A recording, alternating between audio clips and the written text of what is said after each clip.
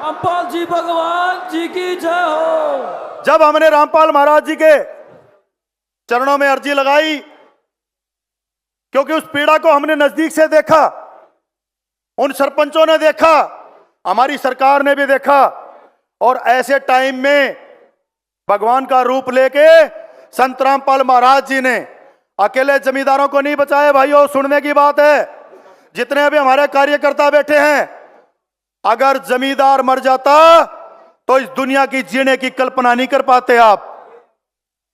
साथियों, जमींदारों को बचाना गरीब को बचाना है, जमींदारों को बचाना आम जन को बचाना है। और मैं तो अब एक नई पहल का भी धन्यवाद करना चाहता हूं महाराज जी का, कि जिन्होंने जेल में बैठे आज गरीबों के घर बनाने से लेके 3 करोड़ गरीबों के घर में डेली राशन पहुंचाने से लेके ऐसे ऐसे कार्य करने शुरू किए हैं।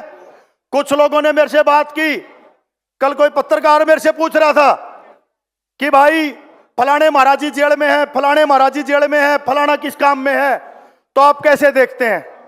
मैं तो एक ही रूप में देखता हूं कि जो इस जनता की सेवा करना जानता है और जो जन सेवक के रूप में आया है और गरीबों का मसीहा, किसानों का मसीहा बन के आया है, उसका नाम संत रामपाल महाराज है।